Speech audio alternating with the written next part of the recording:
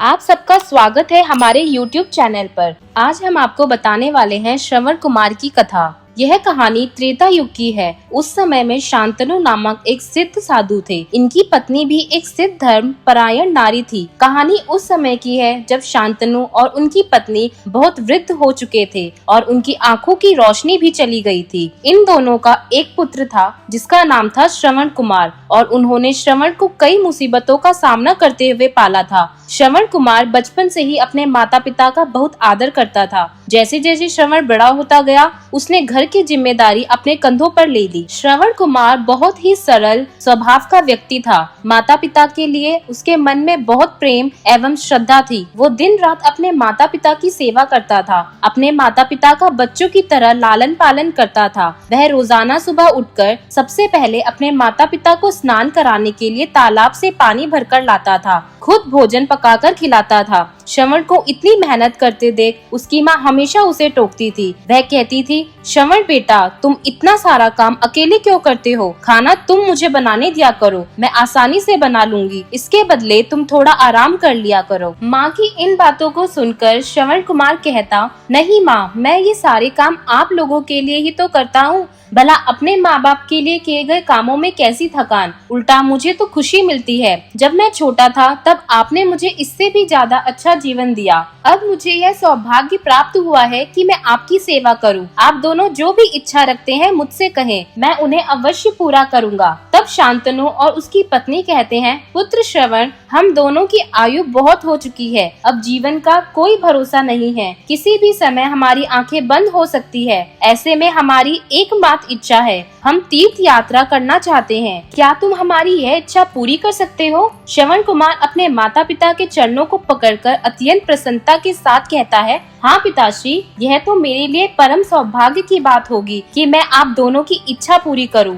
वह लगातार कुछ दिनों तक अपने माता पिता को एक के बाद एक सभी पवित्र स्थलों पर घुमाने लगा। इस दौरान श्रवण कुमार ने अपने माता पिता को प्रयाग से लेकर काशी तक के दर्शन कराए। माता पिता को घुमाते समय श्रवण कुमार उन्हें उन जगहों के बारे में भी बताते चलता था, क्योंकि वह आंखों से उस दृश्य को नहीं देख सकते थे। अपनी बेटे की मेहनत को देख उसके माता पिता बहुत खुश थे। उन्होंने एक दिन श्रवण से कहा, बेटा, हम देख नहीं सकते, लेकिन कभी भी हमें इस बात का दुख नहीं हुआ। तुम हमारे लिए हमारी आंखें हो। तुमने हमें जिस तरह सारे पवित्र स्थानों की कथा सुनाकर उनके दर्शन कराए हैं, ऐसा लगता है जैसे कि हमने सच में प्रभु के दर्शन अपनी आंखों से किए हो। एक दिन श्रवण कुमार आराम करने के लिए अयोध्या के पास अपने माता पिता के साथ रुका।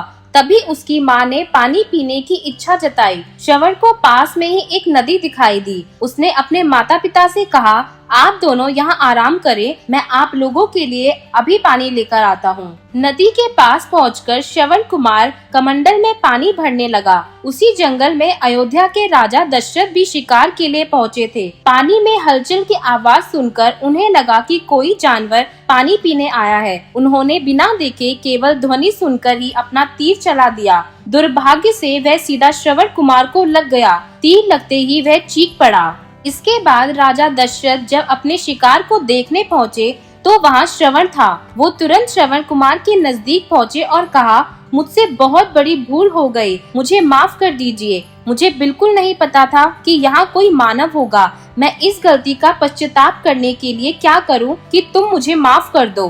तभी करहाते हुए श्रवण कुमार ने कहा, यहाँ से थोड़ी ही दूर जंगल में मेरे माता पिता बैठे हैं। उन्हें काफी प्यास लगी है। आप उन तक यह पानी पहुँचा दीजिए और मेरे बारे में उन्हें कुछ भी न बताएं। इतना कहते कहते श्रवण कुमार की सांसें रुक गयीं। श्रवण कुमार की मौत से राजा दशरथ सुन पड़ गए। किसी तरह वह श्रवण कुमार के बताए अनुसार जल लेकर उसके माता पिता के पास पहुँचे। श्रवण के माता पिता अपने बेटे की आहट को बखूबी पहचानते थे। जब राजा दशरथ उनके करीब पहुँचे तो उन्होंने आश्चर्य से पूछा, तुम कौन हो और हमारे श्रवण को क्या हुआ?